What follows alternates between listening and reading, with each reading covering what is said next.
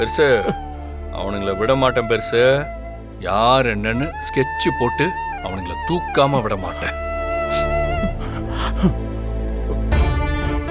பரமா, எனக்கு இன்னொரு விஷயம் ரொம்ப பயமா இருக்குப்பா. என்ன பெருசு? வர ரிஷியோட போக்கே சரியில்லைப்பா. இளமதிய ரிஷி ஏதோ ஒரு காரணத்துக்காக நெருங்கி வர மாதிரி தோணுதுப்பா.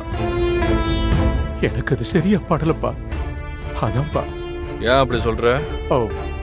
கோயிலுக்கு போனப்போ என்ன நடந்துச்சுன்னு தெரியுமா? ரிஷி சார், என்ன சார் பேச மாட்டேன்றீங்க?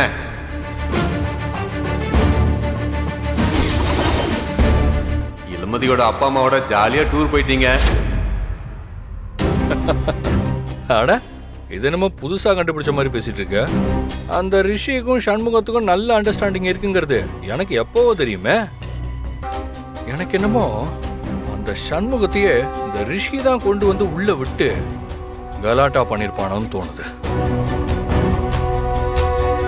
எதுக்கு பரமா ரிஷி இப்படி எல்லாம் பண்ணணும்? வேற எதுக்கு? சண்முகத்துக்கிட்டேந்து உங்களை காப்பாத்துற மாதிரி காப்பாத்தி நல்ல பேர் எடுக்குதான்.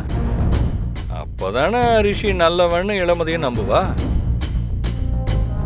எங்க 2 பேர்த்துக்குள்ள இந்த சண்டை ரொம்ப நாளா போயிட்டு தான் இருக்கு. இந்த ரிஷி ஆனா என்னென்னமோ பண்றான்.